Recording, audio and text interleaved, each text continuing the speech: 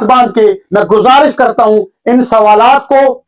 علماء تک، دنیا کے وہ کسی بھی کونے میں بیٹھے ہوئے ہیں، ان سوالات کو ان تک پہنچانا آپ پر بہت ضروری۔ اگر کوئی شخص بھی میرے سوالوں کے جواب دے سکتا ہے تو وہ آئے، آ کے جواب دے، چاہے وہ یو کے علماء ہوں، چاہے وہ حسن العیاری صاحب ہوں، چاہے اس کے علاوہ قم اور نجف میں بیٹھے ہوئے ابا کبا کے پہن کے وہ علماء جو اس وقت موجود ہیں، اگر وہ جواب دے سکتے ہیں تو میرے ان سوالوں کے جواب دیں کہ وہ مال امام کھا رہے ہیں۔ اگر وہ مال امام کھا رہے ہیں تو علوم اہل بیت علیہ السلام پہنچانا بھی ان پر ضروری ہے۔ کوئی عالم بھی یہ ثابت نہیں کر سکتا کہ یہ کسی کتاب کے اندر کسی امام معصوم کی حدیث میں کہ امام معصوم نے ان کو اپنا نائب قرار دیا ہو۔ بسم اللہ الرحمن الرحیم۔ السلام علیکم طفیلیہ علی علیہ السلام۔ یہ ناظرین، آپ دیکھ رہے ہیں باب امام ٹی وی اور باب امام ٹی وی پر۔ جیسا کہ آپ جانتے ہیں آج 17واں روز ہے اور ہمارا موضوع ہے غیبت صغریٰ میں نیابت پر تحقیقی جائزہ، اور اس کے ذیل میں ہم نے آپ کے سامنے بہت سی دلائل پیش کیے، اور وہ دلائل اس ذیل میں تھے کہ اکثر علماء نے اپنی کتابوں میں بھی لکھا ہے اور اپنی زبان سے بھی یہ بات عوام تک پہنچائی ہے کہ غیبت صغریٰ میں امام علیہ السلام کی طرف سے 4 نائبین تھے، اور ان نائبین کو رکھنے کا جو اصل مقصد تھا وہ یہ تھا کہ اس وقت کے شیعہ اپنے وقت کے امام کے ساتھ ڈائریکٹ رابطہ نہیں کر سکتے تھے، لہذا امام علیہ السلام نے اپنے شیعوں کے لیے 4 نائبین کو وسیلہ بنایا، اور جو کچھ بھی شیعہ کو لینا ہوتا تھا وہ نائبین سے لیتے تھے، اور جو کچھ بھی دینا ہوتا تھا وہ نائبین کو دیتے تھے۔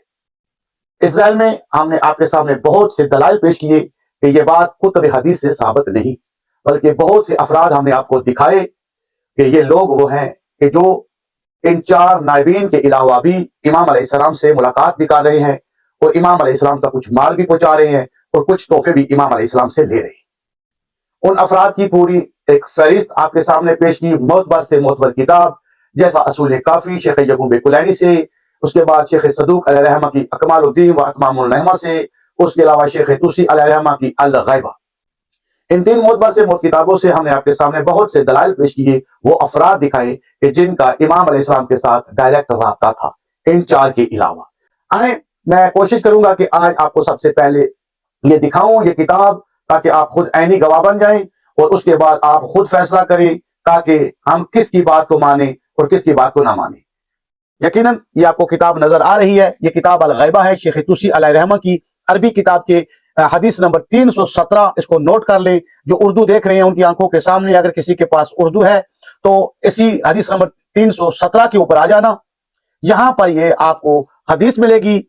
جس میں آپ کو یہ ملے گا کہ اس حدیث کے اندر جو ہے اس شخص کو، یہ آپ دیکھ سکتے ہیں، میں ابھی ہائی لائٹ کر دیتا ہوں تاکہ آپ کو یہ مکمل عبارت نظر آ جائے عربی کی، پھر ہم اس کے بعد اردو کی طرف چلتے ہیں۔ لیکن پہلے میں کوشش کروں گا کہ یہاں سے آپ کو دکھا دوں کہ یہ دیکھ لیں یہ کون ہے۔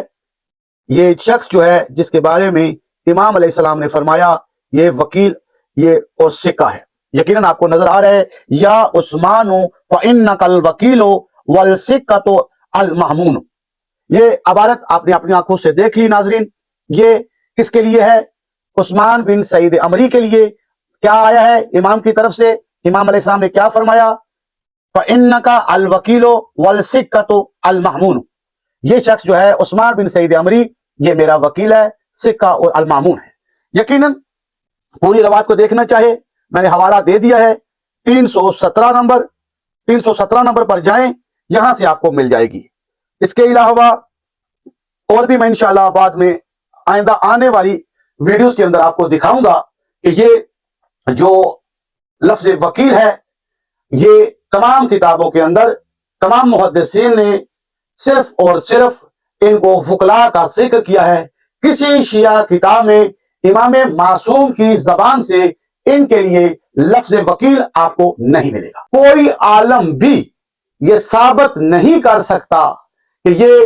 کسی کتاب کے اندر کسی امام معصوم کی حدیث میں کہ امام معصوم نے ان کو اپنا نائب قرار دیا ہو۔ جہاں بھی ملے گا آپ کو لفظ وکیل ملے گا، اور امام علیہ السلام نے وکیلوں کا ہی ذکر کیا، اور وکیلوں پر میں نے آپ کے سامنے بہت سی دلائل پیش کیے کہ وہ بہت سے لوگ وکیل تھے، فقط 4 وکیل نہیں تھے۔ اگر کوئی شخص بھی میرے سوالوں کے جواب دے سکتا ہے تو وہ آئے، آ کے جواب دے۔ وہ سوالات تمام شیعہ کتب سے ہوں گے، حوالہ جات کے ساتھ ہوں گے، दलाइल के साथ होंगे। जो शख्स भी, चाहे वो यूके के उलमा हो, चाहे वो हसन अल-यारी साहब हो, चाहे इसके अलावा कुम और नजफ में बैठे हुए अबा कबा के पहन के वो उलमा जो इस वक्त मौजूद हैं, अगर वो जवाब दे सकते हैं तो मेरे इन सवालों के जवाब दें। और आज इस वीडियो के अंदर मैं अपने वो सवाल रिकॉर्ड करवा रहा हूं ताकि हर एक मोमिन पर जरूरी है, जो मोहम्मद आले मोहम्मद अलैहिस्सलाम को मानने वाला है, उस पर जरूरी है कि इन सवालात को उन दावेदार इल्म तक पहुंचाएं जो आलम होने का दावा करते हैं। जो इन सवालों के जवाब न दे और हकीकत अहले बैत अलैहिस्सलाम को छुपाए, उनके अलूम को छुपाए, तो हरगिज भी वो आलम नहीं हो सकता। इसलिए मेरी आप तमाम से गुजारिश है, जो हजरात भी आज की ये लाइव देख रहे हैं है, और आज का मेरा सबसे पहला सवाल जो है वो ये है कि इमाम अलैहिस्सलाम ने जिनको 4 नाइब करार दिया, उनकी नस क्या है, वो नस दी जाए। और अगर जो उलमा जो नस भी इन 4 नाइबीन पर पेश करेंगे, अगर वही नस किसी और से भी साबित हुई तो क्या ये उलमा उन अफराद को भी नाइब मानेंगे? दूसरा सवाल, इमाम अलैहिस्सलाम ने जब इन 4 नाइबीन को बनाया तो गैबत सुगरा 255 हिजरी या 260 हिजरी से शुरू हुई और 329 हिजरी में खत्म हुई। उस वक्त बड़े बड़े मुहद्दिसीन मौजूद थे, जिनमें शेख यकूब कुलैनी, उनके उस्ताद, जितने भी उस्ताद हैं वो मौजूद थे, शेख सदूक अलैहिर्रहमा वो और उनके तमाम उस्ताद मौजूद थे। तो अगर इमाम अलैहिस्सलाम ने इन नायबीन को नायब बनाया था तो क्यों बनाया था? अगर उलमा कह रहे हैं कि तमाम शिया उस वक्त इमाम अलैहिस्सलाम से मुलाकात नहीं कर सकते थे, लिहाजा इमाम अलैहिस्सलाम के साथ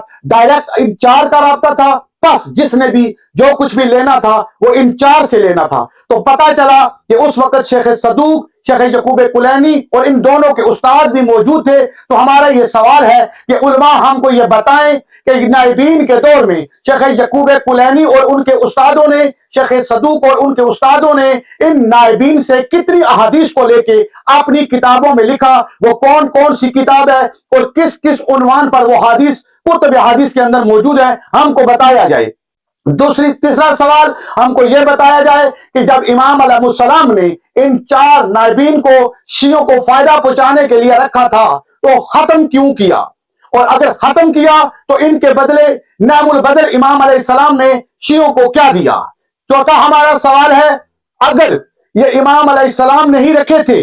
इन 4 नाइबीन को रखा था, तो इसी तरह बहुत से फुकरा थे जिनके बारे में इमाम अलैहिस्सलाम ने बहुत से शहरों में अपने शियों को खत लिख लिख के ये बताया कि फलां शख्स की जगह पे अब मैं फलां शख्स को अपना वकील बना रहा हूं। तो क्या जब इमाम अलैहिस्सलाम ने अपने वकीलों बनाते वक्त खत लिखे थे, क्या जब वकीलों को खत्म किया तो क्या इस ही तरह का कोई खत इमाम अलैहिस्सलाम ने उन्हीं शहरों में, जहां पहले शहरों में खत लिख के मुतला किया था कि मैं फलां शख्स को अपना वकील बना रहा हूं, क्या उसके बाद उनको यह बताया कि अब जिस शख्स को मैंने वकील बनाया था अब उसको मैं खत्म कर रहा हूं? वो जवाब दें, किस किताब, किस आलम ने अपनी किताब में वो बात लिखी है? उसके अलावा छठा मेरा सवाल यह है, मैंने आपसे पहले भी अर्ज की थी कि अगर तमाम खतूत शियों तक पहुंचाने का जरिया फकत 4 नाइबीन थे तो यह बताया जाए 329 हिजरी के बाद चारों के 4 नाइब खत्म हो गए, अब बकौल आपके नियाबत खत्म हो गई, तो 336 हिजरी में शेख मुफीद पैदा हो रहे हैं। तो शेख 7 साल नाइबीन के 7 साल के बाद शेख मुफीद पैदा हुए हैं और शेख मुफीद को 6 खत आए हैं। उस वक्त नाइब थे ही नहीं, जो 6 खत शेख मुफीद के नाम पर इमाम अलैहिस्सलाम के आए, वो फखत कैसे आए, इसका जवाब दिया जाए। फिर मैंने 7वां सवाल यह किया था कि ये जो खतूत हैं जो इमाम अलैहिस्सलाम से मंसूब किए गए हैं, यह बताया जाए कि इनमें सच्चे कौन से हैं, झूठे कौन से। हमने आपको अब साबका वीडियो में भी सवाल किया था कि हमारे पास शेख सदूक अलैहिर्रहमा की किताब, शेख तुसी अलैहिर्रहमा की किताब और इसके अलावा दारुस्सलाम के अंदर पूरी फहरिस्त है उन लोगों की जो इमाम अलैहिस्सलाम के वकील थे,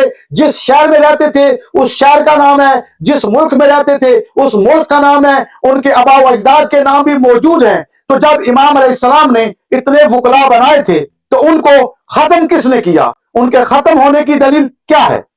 उसके अलावा हमारा सवाल था کہ جو نص آپ نائبین اربا پر پیش کر رہے ہیں وہ تو فقط دو پر ثابت ہو رہی ہے، عثمان بن سعید عمری پر اور ان کے بیٹے محمد بن عثمان سعید عمری پر۔ تو اس کے بعد جو دو نائب ہیں اس ہی طرح ان کے لیے بھی نص دکھائیں کہ ان دو کے لیے نص کیا ہے، ان دو کے لیے تو ثابت ہو گئی۔ اب بتاؤ اگر تم کہتے ہو کہ نہیں یہی دو والے نص ہی آگے چلتی ہے تو ہم سوال کریں گے تو پھر تو پہلے کی نص اس کے بیٹے کے لیے بھی چل سکتی تھی، بعد والے دونوں کے لیے بھی چل سکتی تھی، تو پھر پہلے کے بعد دوسرے پر نص کیوں آئی؟ اگر دوسرے پر نص آ سکتی ہے تو پھر باقی دو پر بھی ہونی چاہیے، اگر نہیں تو دوسرے پر بھی نص نہیں ہونی چاہیے تھی، پہلے نائب کی نص باقی تین پر چلنی چاہیے تھی۔ لہذا ہم کو وہ ثبوت دکھایا جائے وہ کس کتاب کے اندر ہے اور کس طرح آپ لوگوں نے ان وکلا کو سفرا میں بدلا۔ اس کے علاوہ ہمارا سوال تھا کہ یہ بتائیں کہ اگر امام علیہ السلام نے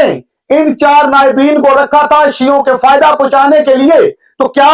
امام علیہ السلام نے فقط 69 سال کے لیے یا 74 سال کے لیے اپنے شیعوں کو فائدہ پہنچانا تھا، اس کے بعد شیعوں کو فائدہ نہیں پہنچانا تھا؟ اگر پہنچانا تھا تو جب نیابت کو ختم کیا تو اس کے بعد امام علیہ السلام نے اس کے متبادل کیا نظام دیا؟ انشاءاللہ دوسری